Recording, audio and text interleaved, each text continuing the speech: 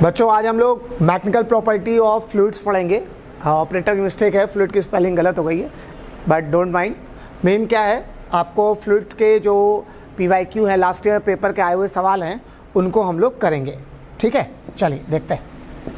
ये आपके सामने एक क्वेश्चन है, नीट में आया हुआ। इस सवाल को हम लोग देखते हैं कैसे क्या करना है।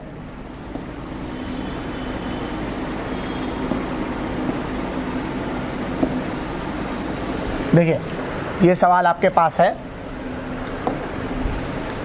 U tube with both end open to atmosphere. एक यू ट्यूब है जिसके दोनों सिरे खुले हुए हैं। हर लाइन को एक एक करके समझना है। पहली लाइन है U tube with both end open to atmosphere. एक यू ट्यूब है जिसके दोनों एंड खुले हुए हैं, अच्छी बात है, ठीक है। इस partially filled with oil, oil से भर दी गई, ठीक है। ये देखो पहले मान लो पानी का लेवल ऐसे था होगा, ठीक, पहले पानी का लेवल ऐसे था। अब आपने इसके अंदर ऑयल भरा। जब आपने इसके अंदर ऑयल भरा तो पानी इधर से ऊपर की ओर जाने लगा, बोले तो वाटर। तो ऑयल आपने जब यहाँ भरा तो वाटर इसके अंदर ऊपर की ओर, इधर की ओर ऊपर जाने लग गया। कब तक जाता रहा? Water is poured into one side until it stand at a distance of 10 millimeter above the water level। तो कहानी क्या थी, देखो ये एक यू ट्यूब है, पूरा पानी से भरी हुई थी। एक पर्टिकुलर वाटर कुछ लेवल पे था, दोनों तरफ बराबर लेवल पे पानी रहेगा। अब आपने यहाँ पे ऑयल भरना शुरू किया। अब जब आपने यहाँ ऑयल भरना शुरू किया तो ये ऑयल इधर के वाटर को ऊपर की ओर डिस्प्लेस करना शुरू करेगा। ऑयल आपने तब तक भरा जब तक ये वाटर का लेवल उससे 10 मिलीमीटर ऊपर, मतलब ऑयल का लेवल वाटर से 10 मिलीमीटर ऊपर ना रह जाए। Until it stand at the distance of 10 millimetre above the water level। भला आपने ऑयल तब तक भरा जब वाटर का लेवल से 10 ऑयल लेवल 10 मिलीमीटर ऊपर ना रह जाए, ठीक है, तब तक। If the water rises by 65 millimetre from its original level, the density of oil is। अब इस तरह के सवाल करते कैसे? जितने भी यूट्यूब लेवल वाले सवाल हैं, इसमें करना क्या होता है, जहाँ पर कॉमन मीडियम होता है, जैसे यहाँ से यहाँ तक वाटर है तो ये कॉमन मीडियम है, तो कॉमन लेवल को ड्रॉ कर लेते हैं, ठीक। ये देखो भाई, इस लेवल से इधर की ओर वाटर, इस लेवल से इधर की ओर वाटर, तो ये कॉमन लेवल हो गया। अब कॉमन लेवल के इधर की ओर का प्रेशर जो ऑयल वाला है और कॉमन लेवल के इधर की ओर वाला प्रेशर जो वाटर वाला है, ये दोनों बराबर होंगे। बढ़िया, बहुत ध्यान समझो। ये कॉमन बेस लेवल हो गया। इस कॉमन बेस लेवल के इस साइड ऑयल का प्रेशर और कॉमन बेस लेवल के इस साइड वाटर का प्रेशर बराबर होगा। क्यों? कि यदि ऑयल का प्रेशर इससे ज़्यादा हो जाए तो और ये नीचे जाता, और वाटर का प्रेशर ज़्यादा हो जाएगा तो इधर जाएगा। अब यदि सब कुछ सेटल्ड है तो इसका मतलब इस कॉमन बेस पॉइंट से ऑयल के लेवल का प्रेशर और इस कॉमन बेस पॉइंट से वाटर के लेवल का प्रेशर क्या होना चाहिए? बराबर होना चाहिए। इसको हम बराबर रख के आराम से डेंसिटी ऑफ ऑयल निकाल सकते हैं। तो यहाँ हम बोलेंगे प्रेशर ऑफ ऑयल, ये कलर इसको दिख रहा है, देख लो जरा, equal to pressure of water, ठीक। अनंत, इसको देखो बेटा, ये रेड कलर इसमें दिख रहा है साफ साफ, ठीक। तो इस बात को समझ पा रहे हैं कि इस कॉमन लेवल से इधर की ओर जो ऑयल का कॉलम है, इस कॉमन लेवल से इधर की ओर जो वाटर का कॉलम है, इन दोनों के प्रेशर वाकई बराबर होने चाहिए। क्योंकि यदि ये प्रेशर ज़्यादा होगा तो इसको धक्का मार के इधर लेके चला जाएगा, और इस वाले कॉलम का प्रेशर ज़्यादा होगा तो धक्का मार के इधर ले जाएगा। अब यदि ये यहाँ पर बैलेंस है तो इस लेवल के ऊपर का ये ऑयल का कॉलम और इस ऊपर के लेवल के वाटर का कॉलम का प्रेशर क्या होगा? बराबर। प्रेशर का फॉर्मूला ρgh होता है। तो density of oil into gravity into height of oil, यहाँ हो जाएगा density of water into gravity और हाइट ऑफ वाटर। अब चलो रखते हैं, डेंसिटी ऑफ ऑयल आपको निकालना है, ग्रेविटी जी सबको पता है। हाइट ऑफ ऑयल की बात करें तो कितना होगा? 65 और 65, 60 और 60 120, और 65 हो जाएगा 130, और 130 के थोड़ा और आगे चले जाओ तो 140। तो ऑयल की जो हाइट है वो 140 मिलीमीटर है, तो हाइट ऑफ ऑयल हो जाएगा 140 मिलीमीटर, ठीक। डेंसिटी ऑफ वाटर सबको पता है, क्वेश्चन में दिया होगा, नहीं दिया तो 10 की पावर 3 ले सकते हो, कोई बड़ी बात थोड़ी है, ठीक। अब आपको क्या करना है, हाँ वैसे भी केजी मीटर क्यूब के टर्म में चाहिए तो 10 की पावर 3 लेकर ही आपका काम चल पाएगा, है ना। ग्रेविटी जी हो जाएगा, और density of height of water लेना है, तो हाइट ऑफ वाटर कितना हो जाएगा 130। वाटर तो केवल इतना ही है ना, height of water 130 millimetre. Millimetre दोनों साइड के कट जाएंगे, ठीक। तो ये जी से जी कैंसिल हो गया, मिलीमीटर मिलीमीटर कैंसिल हो गया, और ये आपका डेंसिटी ऑफ ऑयल आपको निकालना है, तो ये हो जाएगा 130 बटे 140 इंटू 10 की पावर 3। तो ये हो जाएगा आपका 13 बटे 14 इंटू 10 की पावर 3, जो आपका सॉल्व होके 928 kg पर मीटर क्यूब आ जाएगा। तो ये आपका डेंसिटी ऑफ ऑयल निकल आया। सबको क्लियर हुआ ये सवाल कैसे निकाला गया? बहुत बेसिक सा सवाल है, फिर से देख लो। ये यू ट्यूब था, यू ट्यूब में पहले केवल पानी भरा हुआ था। जब आपने ऑयल भरना शुरू किया तो इधर से वाटर का लेवल ऊपर जाने लगा, तब तक जाता रहा जब तक इसकी जो हाइट लेवल है वो 65 मीटर पहले थी, 65 मीटर और ऊपर नहीं आ गई। तो ये पूछ रहा है कि ऑयल की डेंसिटी क्या होगी। तो हम लोग क्या करते हैं, हम एक बेस लेवल ले लेते हैं, कॉमन एक बेस लेवल ले लेते हैं हर जगह पे। भाई ये होता है ना कि ये कंसेप्ट है हाइड्रोस्टैटिक्स का कि लिक्विड के अंदर कॉमन सिचुएशन पर प्रेशर बराबर होता है। सुन पा रहे हो मैंने क्या बोला? हाइड्रोस्टैटिक्स का ये बेसिक कंसेप्ट है कि लिक्विड कॉलम में सेम लेवल पर प्रेशर बराबर होता है। तो इस ये लेवल और ये लेवल सेम है, तो सेम लेवल पर इसके ऊपर कौन प्रेशर बना रहा है? ऑयल। इस लेवल पर ऊपर कौन प्रेशर बना रहा है? वाटर। तो वाटर के कारण प्रेशर और ऑयल के कारण प्रेशर क्या होना चाहिए? बराबर, क्योंकि यहाँ केवल ऑयल के कारण प्रेशर होगा। तो ऑयल की density, gravity, height of oil ले लिया। हाइट ऑफ ऑयल कितनी है? 65 ये और 10 मिलीमीटर ये, तो 140 हो जाएगा। डेंसिटी ऑफ वाटर 10 की पावर 3 क्यों ले रहे हैं? क्योंकि केजी पर मीटर क्यूब वाली वैल्यू लेनी है। मिलीमीटर को मीटर में चेंज करने की जरूरत नहीं, दोनों तरफ मिलीमीटर है, कैंसिल हो जाएगा। हाइट ऑफ वाटर यहीं तक है केवल पानी, तो 130 मिलीमीटर वाला ले लिया, मिलीमीटर मिलीमीटर कैंसिल हो गया। ये सॉल्व होकर आपका डेंसिटी ऑफ ऑयल निकल आया। ठीक, चलिए नेक्स्ट सवाल देखते हैं।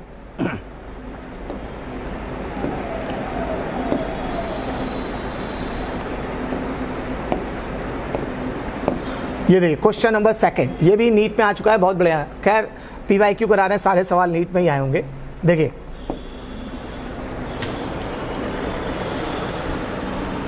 अच्छा, इसीलिए लोग वायरलेस यूज करते हैं कि घाघरे चुन्नी की तरह फंसते ना रहे। देखिए क्या है सवाल, इस सवाल को पहचानिए। Two non mixing liquid of density rho n n rho, n is greater than 1। देखो हर लाइन का एक एक मतलब है, पहले उस मतलब को समझो। Two non mixing liquid of density rho and n rho, तो एक लिक्विड है जो रो डेंसिटी का है, दूसरा लिक्विड एन रो डेंसिटी का है। एन की वैल्यू 1 से ज़्यादा है, मतलब एन रो की डेंसिटी ज़्यादा होगी। अब जो लिक्विड ज़्यादा डेंसिटी का है वो नीचे रहता है, ठीक है। जब जैसे 2 लिक्विड डालो तो ज़्यादा डेंसिटी वाला लिक्विड नीचे हो जाएगा, कम डेंसिटी वाला लिक्विड ऊपर होगा।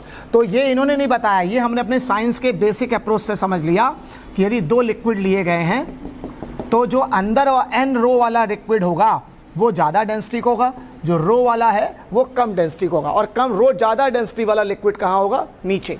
ये सबको समझ में आया? तो two non mixing liquid of density rho and n rho, तो ये हो गया रो और ये हो गया एन रो, 2 लिक्विड हो गए हमारे पास, अच्छी बात है। अब क्या है?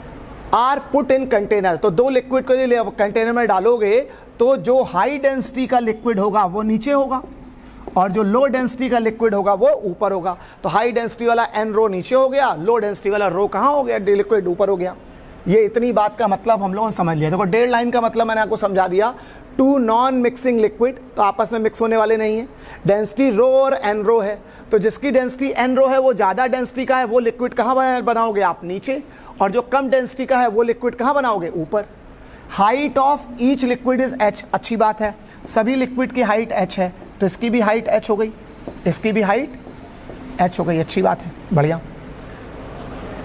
A solid cylinder of length L and density D, ठीक है। A solid cylinder of length L and density D, ठीक है। एक are put in container, cylinder floats with axis vertical length PL in the denser liquid. देखो भैया ये कह रहा है, समझिएगा, एक सॉलिड सिलेंडर है, देखो नीला कलर दिख रहा है इस पे क्या? अच्छा कलर सारी देख लेंगे वो ना, विजुलाइजेशन है। अच्छा ठीक, एक क्या है यहाँ डेड लाइन क्लियर हो गई। दो लिक्विड थे, एक की डेंसिटी रो एन, एक की रो, ठीक। Height of each liquid is h, height of each liquid is h, दोनों लिक्विड की हाइट h हो गई। Solid cylinder of length l, इस सिलेंडर की लेंथ जो है बेटा वो l है। Solid cylinder of length l, अच्छी बात है। द डेंसिटी d, इसकी डेंसिटी है आपकी d, अच्छी बात है। Put in this container, the cylinder floats with the axis vertical, इसकी एक्सेस वर्टिकल है, लेटा लेटा नहीं, सीधे सीधे है। And PL in the denser medium, देखो ये PL है, ये पोर्शन PL है, ये लंबाई PL है जो डेंसर मीडियम में। डेंसर मीडियम कौन होगा? जो ज़्यादा डेंसिटी का होगा। तो PL इसके अंदर, समझ लो मैं P बना रहा हूँ ऐसे और रो बना रहा हूँ नाक थोड़ी बड़ी करके, ठीक। तो इसकी लंबाई PL inside the denser medium. यदि PL अंदर है तो ये लंबाई कितनी होगी? ये लंबाई होगी L माइनस PL, ठीक। ये आपने पूरा सिस्टम इसका बना लिया। अब हम आपको समझाते हैं। Then the density D is equal to, आपसे D पूछा है। अब हम आपको सवाल अपनी हिंदी भाषा में समझाते हैं। क्या सवाल है? कह रहा है कि दो लिक्विड है हमारे पास, एक रो डेंसिटी का, एक n रो डेंसिटी का। तो अब n की वैल्यू ग्रेटर देन 1 है, तो इसका मतलब ये हाई डेंसिटी हो गई, लो डेंसिटी हो गई। अब इन दोनों लिक्विड को कंटेनर के अंदर रखा है, तो हम कहते हैं हाई डेंसिटी वाला लिक्विड है तो वो नीचे रहना चाहिए, क्योंकि हाई डेंसिटी वाला नीचे चला जाएगा अपने वेट के कारण, और लो डेंसिटी वाला ऊपर हो जाएगा। ये इन्होंने क्वेश्चन में नहीं बोला था, हम समझ गए कि दो क्या बोलते हैं, नॉन मिक्सिंग लिक्विड होंगे, तो हाई डेंसिटी वाला नीचे रहेगा और लो डेंसिटी वाला ऊपर रहेगा। This is natural process. अब इसके अंदर एक सिलेंड्रिकल बॉडी डाली गई है जिसकी लंबाई L है, जिसमें PL लंबाई तो अंदर है, तो L माइनस PL लंबाई कहाँ होगी? ऊपर की ओर। क्या सर PL छोटा कैसे हो गया? क्योंकि उन्होंने खुद ही बोल रखा है कि P की वैल्यू 1 से छोटी है, इसलिए P गुणे L की वैल्यू कम हो गई। अब कह रहा है यदि ये एकदम बैलेंस्ड है तो डेंसिटी D कितना होगी, इस बॉडी की डेंसिटी क्या होगी? तो हम ये कहते हैं कि यदि ये बॉडी इस लिक्विड के अंदर डूब रही है तो इसका जो वेट mg है वो इन दोनों लिक्विड के अपथ्रस्ट के कारण बैलेंस हो रहा होगा। मतलब इसका जो वेट mg है वो upthrust due to first liquid और upthrust due to second liquid के बराबर होगा। बोलो भाई, इस वेट mg को, भाई जब कोई भी बॉडी लिक्विड के अंदर जाती है तो लिक्विड उस पर अपथ्रस्ट लगाता है ना, ये पहला वाला लिक्विड भी इस पर अपथ्रस्ट लगाएगा UP1, दूसरा वाला लिक्विड भी इस पर अपथ्रस्ट लगाएगा UP2। तो दो लोग अपथ्रस्ट में लगाएंगे और ये दोनों अपथ्रस्ट मिलकर संभालेंगे क्या? इस बॉडी का वेट, ठीक है। तो जब ये सिलेंड्रिकल बॉडीज दो नॉन मिक्सिंग लिक्विड के अंदर डूबेगी तो ये दोनों लिक्विड मिलकर इसके ऊपर की ओर अपथ्रस्ट लगाएंगे और इसके अपथ्रस्ट को ये दोनों अपथ्रस्ट मिलकर संभालेंगे क्या? इसका वेट। ये दोनों अपथ्रस्ट मिलकर यदि इसका वेट संभाल लें तो मामला हमारा बन जाएगा। अब हम इसको सॉल्व करते हैं। मैं एक क्वेश्चन को धीरे धीरे इसलिए आराम से सॉल्व कर रहा हूं कि इसकी हर एक छोटी और बारीक बातों को आप समझ पाएं। अब समझो वेट की बात करें, वेट होता है वॉल्यूम, मास होता है वॉल्यूम इंटू डेंसिटी। वॉल्यूम हो जाएगा एरिया इंटू लेंथ। भाई m है इसका मास, मास होता है वॉल्यूम इंटू डेंसिटी। वॉल्यूम क्या होगा? इसका क्रॉस सेक्शन एरिया हो गया A, लेंथ पूरी L और डेंसिटी कितनी है इसकी G D, ये हो जाएगा ALDG। ये हो गया खत्म। अब अपथ्रस्ट 1 की बात करो, ऊपर वाले कारण, इस पोर्शन कारण अपथ्रस्ट कितना होगा? तो अपथ्रस्ट का फॉर्मूला होता है V रो G। अपथ्रस्ट का फॉर्मूला क्या होता है? V रो G। तो ऊपर वाले का करो, तो ऊपर वाले का वॉल्यूम होगा एरिया, ऊपर वाले पोर्शन का वॉल्यूम निकालना है तो एरिया इंटू लेंथ लोगे। लेंथ कितनी? पूरी नहीं, केवल इतनी, तो लिखोगे L माइनस PL, ये लंबाई हो जाएगी L माइनस PL, ये इसकी लंबाई हो जाएगी। ये हो गया वॉल्यूम। इसकी डेंसिटी कितनी है? अब ऊपर वाले लिक्विड की डेंसिटी है रो इंटू G। ये ऊपर वाले लिक्विड के कारण अपथ्रस्ट आपने कैलकुलेट कर लिया। अब नीचे वाले लिक्विड के कारण अपथ्रस्ट कैलकुलेट करो तो एरिया तो यही रहेगा, सॉलिड वाला एरिया हो जाएगा A। लेंथ कितना लोगे? PL, ये आपका वॉल्यूम हो गया। डेंसिटी लिक्विड वाली लोगे, लिक्विड की डेंसिटी है NP, N rho into G। ये आपके पास स्टेप बन गया। अब इसमें जो जो चीजें आपकी कॉमन आ सकती हैं उनको कॉमन निकाल लो, A L D G। अब यहां से A बाहर आ जाएगा रो बाहर आ जाएगा, जी बाहर आ जाएगा, ठीक, इवन देन एल भी बाहर आ जाएगा। आप देखो अंदर क्या क्या बचा, ए बाहर आ गया, एल बाहर आ गया, रो बाहर आ गया, जी बाहर आ गया, तो बचा कितना 1 माइनस एल, ठीक, 1 माइनस पी एल, सॉरी भाई, A L row ji, A L रो जी बाहर आ गया, तो बचा 1 माइनस पी,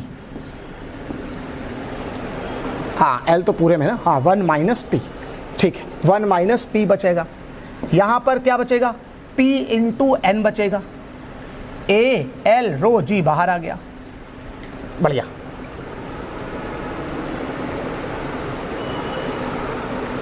हाँ ठीक है ठीक है ठीक है ठीक है ठीक है,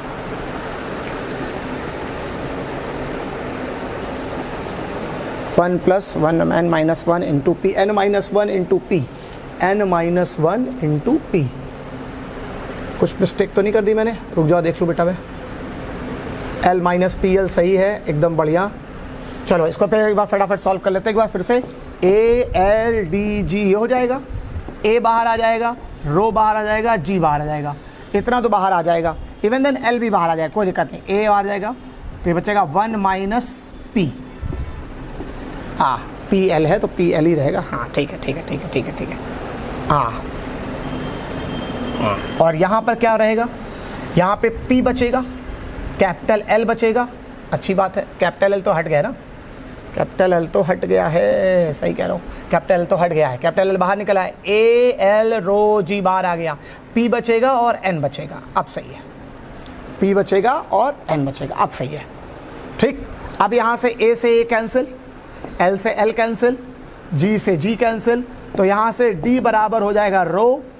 अब एक काम करो, इसे 1 लिख दो, पी एन को पहले लिख लो, पी को इसको बाद में लिख लो, तो ये डी इक्वल टू हो जाएगा रो, 1 प्लस पी बाहर निकाल लो, एन माइनस 1 आ जाएगा, ये आपका आंसर आ जाएगा।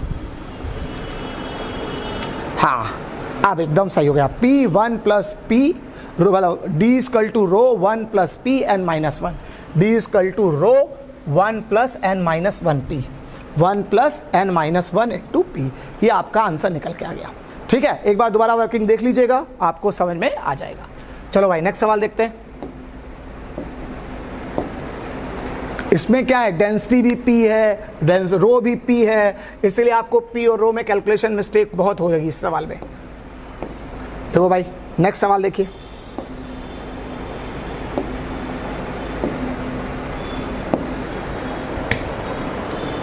ध्यान दीजिएगा क्या सवाल है, the cylindrical tube of spray pump has a radius r। एक सिलेंड्रिकल ट्यूब है जिसके स्प्रे पंप की रेडियस है r, अच्छी बात है। One and which has n fine holes, अब ये कह रहा है इसके अंदर n फाइन होल्स हैं, n फाइन होल्स, ठीक है, ये स्प्रे ट्यूब थी और इसमें n फाइन होल्स हैं और एक जो छोटा ट्यूब है।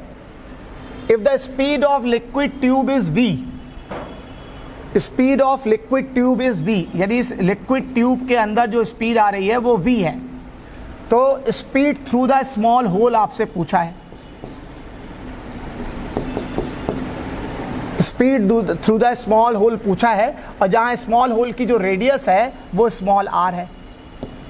कैसा चक्कर क्या है, मैं आपको सिखाना चाहता हूं। सवाल क्या है, सवाल ये कह रहा है कि एक पाइप है, शावर वाला झरना देखा है, उसमें पानी एक साथ आ रहा है और छोटे छोटे n होल से होकर जा रहा है। कितने होल से होकर जा रहा है, n होल से। तो n होल से जा रहा है तो एक छोटे होल से किस स्पीड से पानी निकल रहा होगा। तो हम ये कहते हैं जिस फ्लो से पानी अंदर आएगा उसी रेट से पानी बाहर ना आएगा। तो हम कहते हैं फॉर्मूला हमारे पास है volume, rate of flow of volume का formula, rate of flow of volume का जो फॉर्मूला है वो होता है A into v, area into velocity. Rate of flow of volume क्या होता है, एरिया इंटू वेलोसिटी। अब एरिया कितना है, तो बड़े वाले से, भाई बड़े वाले से जितना पाइप से पानी निकले आएगा, छोटे वाले n ड्रॉप से उतना ही पानी बाहर निकल पाएगा। तो हम ये कहते हैं बड़े वाले का जो A इंटू वी होगा, बड़े वाले का A इंटू वी निकालो तो एरिया लिखोगे पाई r स्क्वायर, और बड़े वाले से जो स्पीड है वो कैपिटल V है। ये बड़े वाले का rate of flow of volume है। जितना वॉल्यूम बड़े वाले पाइप से बाहर निकलेगा उतना ही वॉल्यूम पर सेकंड छोटे छोटे पाइपों से या छोटे छोटे जो इजेक्शन पॉइंट है उनके टोटल जो वॉल्यूम है उतना ही पानी बाहर निकल पाएगा। तो इसके एक छोटे पार्ट से निकलने वाला वॉल्यूम पानी का होगा A इंटू वी, तो इसका एरिया हो जाएगा पाई आर स्क्वायर, स्पीड मान लो V डैश, और N होल्स हैं तो N से गुणा कर दो। अब पाई से पाई ये कैंसिल हो जाएगा, ये हो जाएगा r square v upon N small r square. ये आपकी स्पीड ऑफ फ्लूइड हो जाएगा फॉर 1 स्मॉल होल्स। भाई N स्मॉल होल से टोटल इतना वॉल्यूम पर सेकंड निकलता है और एक बड़े पाइप से इतना वॉल्यूम पर सेकंड आता है। तो बड़े पाइप में वॉल्यूम पर सेकंड जितना आएगा N स्मॉल होल से उतना ही वॉल्यूम पर सेकंड तो निकलेगा। और वॉल्यूम पर सेकंड का फॉर्मूला क्या होता है? एरिया गुणे स्पीड। तो बड़े वाले पाइप की वॉल्यूम पर सेकंड निकालने के लिए बड़े वाले का एरिया इंटू स्पीड करेंगे तो पाई आर स्क्वायर इंटू वी हो जाएगा। अब N छोटे छोटे स्मॉल होल बनाए हैं तो एक स्मॉल होल के लिए volume per second area into speed pi r square into v dash हो गया। N स्मॉल होल से N से गुणा कर दिया तो एक स्मॉल होल से किस स्पीड से पानी निकल रहा है वो पता लग गया, r square v upon n r square. तो r square v upon n r square, r square v upon n r square आपका आंसर हो गया। ये क्लियर हुआ सबको? चलो यार नेक्स्ट सवाल देखो। देखने में कितना अच्छा है, देखो भैया क्या सवाल है। A small hole of area cross section 2 millimetre square present near the bottom of the fully filled open tank of height 2 metre.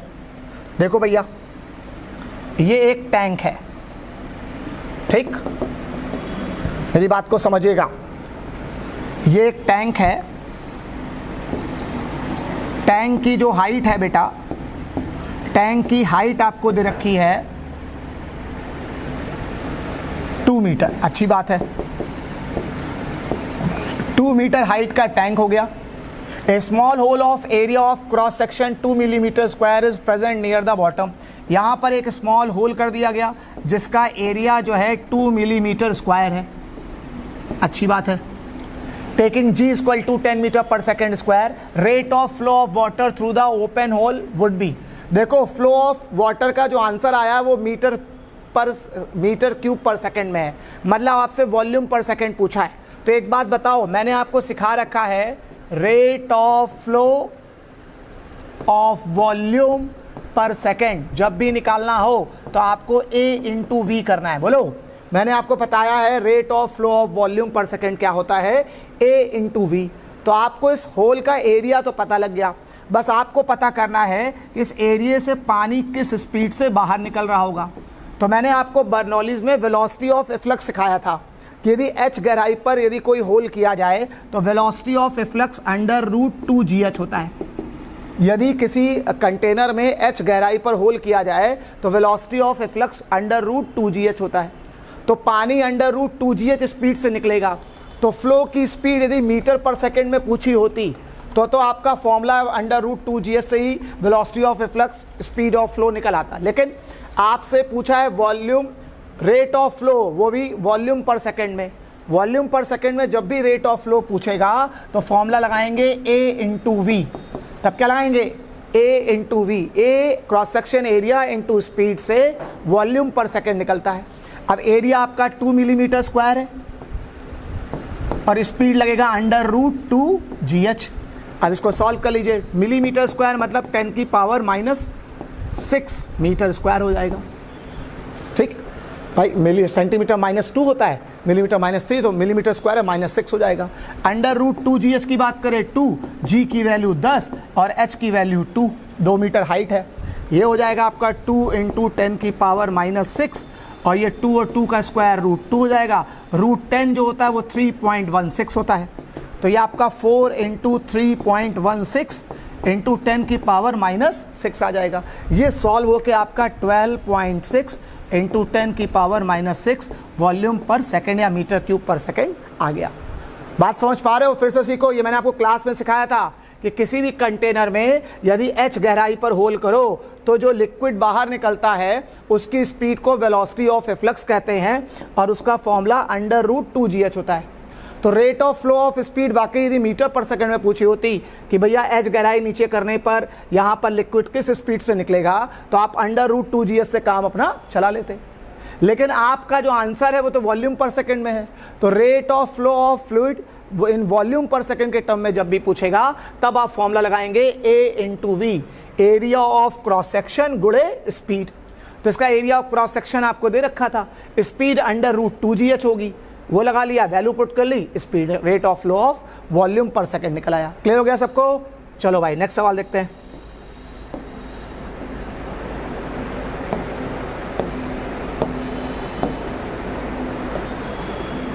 ये देखिए कितना अच्छा सवाल है, बर्नौलिस के बेस पर है। ये क्लास में भी मैंने आपको सिखाया था एक्सेस प्रेशर के बारे में। चलो थोड़ा समझाते। देखिए क्या सवाल है। देखो सवाल तुम 5-6 लगाओ कोई बात नहीं, बस उन सवालों का जो बेसिक अंडरस्टैंडिंग है, जो बेसिक लॉजिक है, जो कंसेप्ट है, उसको समझने की कोशिश करना है। देखो क्या है, a wind with speed 40 metre per second, wind with speed 40 metre per second blows parallel to the roof. देखो ये एक रूफ है,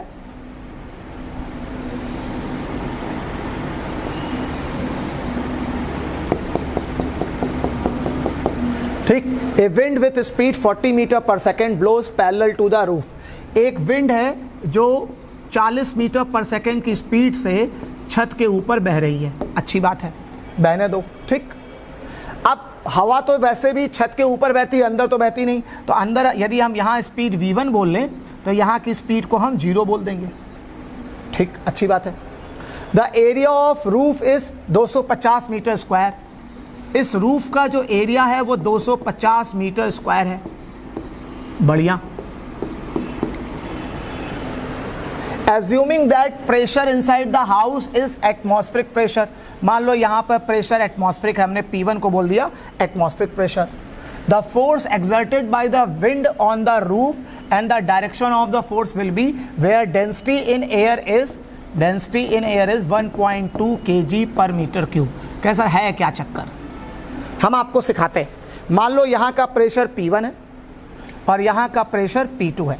हम एक काम करते हैं, एक पॉइंट लेते हैं यहाँ पर, एक पॉइंट लेते हैं यहाँ पर, 2 पॉइंट ले लिया। इन दोनों जगह पे बर्नौलिस थ्योरम लगा दे। समझिएगा समझिएगा, वैसे बेसिक कंसेप्ट मैं आपको अपनी तरफ से सिखा देता हूँ। जब छत के ऊपर हवा तेज़ी से चलती है ना बेटा, जब छत के ऊपर हवा तेज़ी से चलती है तो जहाँ भी काइनेटिक एनर्जी बढ़ेगी वहाँ का प्रेशर कम हो जाएगा। जब यहाँ का प्रेशर एनर्जी कम हो जाएगी और यहाँ उतना प्रेशर पहले से बना है तो प्रेशर डिफरेंस के कारण इस पर लगेगा फोर्स, और वो इस टीन शेड को, छत को ऊपर उछाल ले जाएगा। तभी जब आंधी आती है तो टीन शेड उड़ जाता है। तो यही जानना चाहता है कि भैया छत पर कितना फोर्स लगेगा। The force exerted by the wind on the roof and direction of the force. Direction of the force confirm है अपवर्ड ही होगा, ठीक, क्योंकि आप आंधी अंदर तो चलती नहीं, आंधी कहाँ चलती, बाहर। अब जब छत के ऊपर आंधी चलेगी, यहाँ काइनेटिक एनर्जी बढ़ जाएगी तो यहाँ प्रेशर एनर्जी कम हो जाएगी, मतलब यहाँ प्रेशर कम हो जाएगा, यहाँ प्रेशर उतना ही बना रहेगा। प्रेशर डिफरेंस के कारण ये जो छत की जो है टीन शेड है वो ऊपर की ओर उड़ जाएगा। अब चलो बर्नौलिस थ्योरम लगाते हैं। तो बर्नौलिस थ्योरम कहता है कि pressure energy plus kinetic energy, ठीक। अच्छा, इसको V1 कह दिया, इसको V2, इसको P2 कह दो। अच्छा, इसको सही थोड़ा ठीक कर लो बेटा, इसको कह दो P2 और इसको कह दो P1। अब सही है, यहाँ V1 कह रखा ना। तो अब बनाते हैं, अंदर की प्रेशर एनर्जी बनाओ, अंदर की प्रेशर एनर्जी, अंदर काइनेटिक एनर्जी का सम बाहर की प्रेशर एनर्जी और बाहर की काइनेटिक एनर्जी के सम के बराबर होगा। यही तो बर्नौलिस थ्योरम है। अंदर की प्रेशर एनर्जी और काइनेटिक एनर्जी का सम बाहर की प्रेशर एनर्जी और काइनेटिक एनर्जी के सम के बराबर होगा। अब क्या है, हम ये कहते हैं कि भैया अंदर तो हवा चल ही नहीं रही है, अंदर तो हवा चल नहीं रही है, अंदर तो आंधी आ नहीं रही है, तो अंदर हम काइनेटिक एनर्जी लगभग 0 मानते हैं। अंदर ये एयर का जो एयर का जो सेटअप है वो आगे नहीं जा रहा है, अपना पोजीशन चेंज नहीं कर रहा है, तो अंदर हवा की काइनेटिक एनर्जी 0 मान लेते हैं। बाहर का प्रेशर P1, ये हो जाएगा half rho into V1 square. आप एक काम करिए, तो अब जब ये हवा भागने लगेगी तो ये प्रेशर ज़्यादा रहेगा, कौन, P2 वाला, ये वाला प्रेशर कम रहेगा। तो जो इस पर फोर्स लगेगा वो प्रेशर डिफरेंस के कारण तो लगेगा। तो आप प्रेशर डिफरेंस पहले निकाल लीजिए कि इन दोनों के बीच प्रेशर डिफरेंस क्या डेवलप हुआ। तो आप निकालो P2 माइनस P1, ये हो जाएगा हाफ रो V1 स्क्वायर, इसको हम बोलेंगे pressure difference, half rho V1 square. Pressure difference को यदि हम एरिया से मल्टीप्लाई कर दें, बताओ बेटा, प्रेशर डिफरेंस को हम एरिया से मल्टीप्लाई कर दें तो क्या बन जाएगा? फोर्स। भाई फोर्स अपॉन एरिया प्रेशर होता है, तो फोर्स अपॉन एरिया प्रेशर होता है, तो फोर्स बराबर क्या होगा? Pressure into area. तो प्रेशर डिफरेंस इंटू एरिया को हम फोर्स कह सकते हैं। तो फोर्स बराबर हमारे पास आ गया half rho V1 square into area. बस यही वैल्यूज को आपको इसमें रख देना है। अब हाफ डेंसिटी इन एयर आपको दे रखा है कितना? 1.2। स्पीड ऑफ एयर जो है 40 का square, 40 metre square into cross section area आप ले लोगे 250 मीटर स्क्वायर। ये तीनों वैल्यूज को पुट कर देंगे, आपको फोर्स निकल आएगा जिसकी वैल्यू 2.4 इंटू 10 की पावर 5। ऑब्वियस है अपवर्ड लगेगा। ये आपके पास आंसर हो गया। ये बात सबको क्लियर हुई? कोई बहुत बड़ी बात नहीं है। फिर से सीख लो बेटा। एक मकान था, एक कमरा है, ठीक है। बाहर हवा जो है मान लो V1 है जो 40 मीटर पर सेकंड से चल रही है, तो और इसका छत का एरिया आपको 250 मीटर पर सेकंड स्क्वायर दे रखा है। पूछ रहा है छत पे कितना फोर्स लगेगा। तो हम जानते हैं ना फोर्स बराबर होता है प्रेशर डिफरेंस गुणे एरिया। प्रेशर डिफरेंस कारण तो एरिया फोर्स लगेगा इसमें। तो हम पहले प्रेशर डिफरेंस निकालते हैं। वो कैसे निकालेंगे? हमने बोल दिया कि अंदर प्रेशर P2 है, स्पीड V2 है, बाहर प्रेशर P1 है, स्पीड V1 है, V1 जो कि दिया हुआ है। हमने बर्नौलीज थ्योरम लगाया तो बताया यहाँ का प्रेशर एनर्जी और काइनेटिक एनर्जी, बाहर की प्रेशर एनर्जी और काइनेटिक एनर्जी क्या होगी? बराबर। अब अंदर प्रेशर एनर्जी हमने बोल दिया P2 और अंदर काइनेटिक एनर्जी हम एयर की जीरो मानेंगे, कमरे के अंदर कोई आंधी तो चल नहीं रही है, तो अंदर काइनेटिक एनर्जी जीरो हो गई। बाहर का प्रेशर एनर्जी P1 और बाहर की kinetic energy half rho V1 square से निकाल सकते हैं, और क्वेश्चन में V1 आपको दिया है। अब हम P1 को, अब जाहिर सी बात है ये वाला प्रेशर P2 ज़्यादा होगा और ये वाला प्रेशर P1 कम पड़ेगा, तभी तो ये ऊपर क्यों धक्का मारेगा। तो हम पहले प्रेशर डिफरेंस निकाल लें, P2 माइनस P1, तो ये हाफ रो V1 स्क्वायर हो गया। दोनों तरफ एरिया से मल्टीप्लाई कर दें तो प्रेशर इंटू एरिया से क्या बन जाएगा बेटा? फोर्स। तो फोर्स की स्टेप हो गई half rho V1 square into a. अब हमारे पास डेंसिटी भी है, स्पीड भी है, एरिया भी है, रख देंगे कितना फोर्स ऊपर की ओर लग रहा है वो पता लग जाएगा। ठीक, चलो नेक्स्ट सवाल देखते हैं। मतलब ये कुछ बेसिक सवाल हैं। इन बेसिक सवालों को सिर्फ समझ के, जान के आपके कंटेंट का थोड़ा सा रिव्यू हो जाएगा कि हाँ भाई आखिर होना क्या था। समझिएगा। जैसे ये सवाल है, देखो जरा क्या दे रखा है आपको। ए fluid is streamline flow across the horizontal pipe, variable area of cross section, variable area of cross section, एक जगह क्रॉस सेक्शन कम है और एक जगह क्रॉस सेक्शन ज़्यादा है, ठीक है। For this which of the following the velocity is maximum at the narrow part. अच्छी बात है, हम लोग जानते हैं लॉ ऑफ कंटिन्यूटी ये बात कहता है कि भैया जहाँ पर एरिया कम होगा वहाँ वेलोसिटी ज़्यादा होगी। लॉ ऑफ कंटिन्यूटी क्या होता है? Area into velocity equal to constant. जहाँ पर एरिया कम होगा वहाँ वेलोसिटी ज़्यादा होगी। तो velocity is maximum at the narrow point, सही बात है, velocity is maximum at the narrow point, अच्छी बात है। If the end pressure is maximum at the widest part. अब एक बताओ, जहां पर और अब यहां पर क्या होगा? यहां पर वेलोसिटी कम होगी, वेलोसिटी कम होगी तो काइनेटिक एनर्जी कम होगी, और काइनेटिक एनर्जी कम होगी तो यहां प्रेशर एनर्जी बढ़ जाएगी। अरे कंजर्वेशन ऑफ एनर्जी लगता है ना बर्नौलीज। जहां स्पीड भाई वाइडर एरिया में काइनेटिक एनर्जी कम होगी, काइनेटिक एनर्जी कम होगी तो प्रेशर एनर्जी ज़्यादा हो जाएगी, क्योंकि कोई एक एनर्जी घटेगी तो दूसरी एनर्जी बढ़ जाएगी। तो इसीलिए वाइडर एरिया पे प्रेशर ज़्यादा होगा और नैरो एरिया पे स्पीड ज़्यादा होगी। तो पहले से ही आपका आंसर मैच कर गया, बात खत्म। चलो नेक्स्ट सवाल देखते हैं, एक सवाल और देख लेते हैं। ठीक, चलो ये लास्ट सवाल है। इसमें बस हल्का फुल्का डिस्कशन करने की जरूरत थी, कोई ज़्यादा टेंशन पाने की जरूरत नहीं है आपको। ये सवाल देखिए, ये भी बहुत बढ़िया सवाल है। देखो क्या चीज़ है,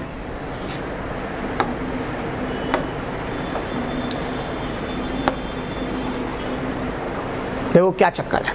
सवाल देखो, two small spherical metal ball. देखो भैया, दो स्मॉल स्फेरिकल मेटल बॉल हैं, अच्छी बात है, ठीक। Having masses are made from material of density ρ1 and ρ2। समझो बेटा, दो मेटल बॉल हैं, क्या हुआ? काम कर रहा है सब कुछ? ये लाइट चली गई कि पूरा सब कुछ बंद हो गया? लाइट चले जाना कोई दिक्कत नहीं, हाँ कोई इससे हल्का अंधेरा हो जाए, कोई चलेगा, बस लास्ट सवाल है, कोई दिक्कत नहीं। वो तो हो ही जाएगा इसमें, नहीं। देखिए, two small spherical ball having masses are made from materials. देखो, दो हमने बॉल ले ली, एक बॉल ये, एक बॉल ये, ठीक। Two small spherical metal balls having masses are made from material of density ρ1 and ρ2। ρ1 and ρ2, इसकी डेंसिटी है ρ1। समझिए, इसको इधर हम सॉल्व करते हैं जिससे आपको समझ में आ जाए। ये दो बॉल हो गई, इसकी डेंसिटी है ρ1 और इसकी डेंसिटी है ρ2, जिसमें ρ1 जो है वो 8 ρ2 है। अच्छी बात है, ρ1 की वैल्यू 8 ρ2 है, अच्छी बात है। Having the radius 1 millimetre and 2 millimetre, इसकी रेडियस है 1 मिलीमीटर जिसको हम लोग R1 बोलेंगे, इसकी रेडियस है 2 मिलीमीटर, इसको हम लोग R2 बोलेंगे। अच्छी बात है, ये भी सही है। उसके बाद they are made to fall vertical the viscous medium whose coefficient of viscosity equal. चलो भाई, दोनों के लिए विस्कस मीडियम की विस्कोसिटी सेम है, ठीक है। Whose density is 0.1 ρ2, whose density is 0.1 ρ2, ठीक है। दोनों की डेंसिटी भैया, मतलब पहले वाले की डेंसिटी भी 0.1 ρ2 और इसकी भी डेंसिटी 0.1 ρ2 हो जाएगी। मीडियम की मतलब हाँ, मीडियम की डेंसिटी तो बाहर बनाओगे ना, सॉरी, ये ऐसे, ये R1 1 मिलीमीटर और मीडियम की डेंसिटी 0.1 ρ2, इस वाले मीडियम की डेंसिटी भी यही है 0.1 ρ2। अच्छी बात है, ठीक। अब they are made to fall the ratio of their terminal velocity. जरा बताओ, टर्मिनल वेलोसिटी का फॉर्मूला क्या होता है? टर्मिनल वेलोसिटी का फॉर्मूला होता है 2/9 r² rho minus sigma upon eta g. ये टर्मिनल वेलोसिटी का फॉर्मूला होता है 2/9 r² rho minus sigma upon eta into g. अब देखो, दोनों लिक्विड के लिए विस्कोसिटी कोफिशिएंट सेम है, अच्छी बात है। ग्रेविटी सेम हो जाएगी, 2/9 सेम हो जाएगा, डिफरेंस r² और रो और सिग्मा में आ जाएगा। तो यदि पहले वाले की टर्मिनल वेलोसिटी बटे दूसरे वाले की टर्मिनल वेलोसिटी का स्टेप बनाएं तो पहले वाले का बनाओगे r1² गुणे ρ1 माइनस सिग्मा 1, दूसरे का बनाओगे r2² ρ2 माइनस सिग्मा 2। क्या ये दिख रहा है? या देखो जरा, ठीक है। देखो पहले भाई, देखो टर्मिनल वेलोसिटी फॉर्मूला वैसे तो 2/9 r² rho minus sigma upon eta into g होता है। रो जो है मटेरियल की डेंसिटी होती है और सिग्मा जो होता है मीडियम की डेंसिटी होती है। तो अब दोनों बॉल एक ही मीडियम में है तो दोनों के लिए विस्कोसिटी कोफिशिएंट सेम हो गया, ग्रेविटी सेम हो गई, 2/9 सेम हो गई। डिफरेंस क्या होगा? r² रो और सिग्मा में, जिसमें रो बॉडी की डेंसिटी होती है और सिग्मा मीडियम की डेंसिटी होती है। तो यदि हम v1 अपॉन v2 दोनों बॉलों की टर्मिनल वेलोसिटी का रेशियो बनाएं तो बनेगा r1² ρ1 माइनस सिग्मा 1 और दूसरा लिख ले बनेगा r2² ρ2 माइनस सिग्मा 2। अब इन वैल्यूज को रख दो तो यहाँ हो जाएगा v1 अपॉन v2। चलो, r1² अपॉन r2²। r1 कितना है बेटा? 1 मीटर, r2 है 1 मिलीमीटर है, तो वही 1 मिलीमीटर और 2 मिलीमीटर का स्क्वायर करोगे तो ये आपका बन जाएगा 1/4। अरे r1 है 1 मिलीमीटर, r2 है 2 मिलीमीटर, तो ये r1² अपॉन r2² 4 हो जाएगा। ρ1 माइनस सिग्मा 1, ρ1 कितना है? 8 ρ2 माइनस 0.1 ρ2 हो जाएगा।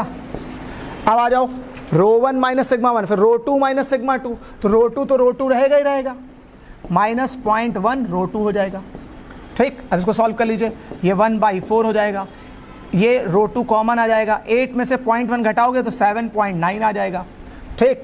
1 में से 0.1 घटाओगे तो 0.9 आ जाएगा और यहाँ भी ρ2 रहेगा, ρ2 से ये ρ2 कैंसिल हो जाएगा, पॉइंट से पॉइंट उड़ जाएगा, 4 9 जा 36, 79/36 रेशियो ऑफ टर्मिनल वेलोसिटी आ जाएगी 79/36, ठीक है। तो ये कुछ क्वेश्चंस हो गए जिनके सॉल्यूशंस देखकर आप प्रॉपर्टीज ऑफ फ्लूइड के बारे में चीज़ों को जान समझ पाएंगे, ठीक है। लगे रहिए, पढ़ते रहिए। मंडे से हम लोग करंट इलेक्ट्रिसिटी का PYQ शुरू करेंगे।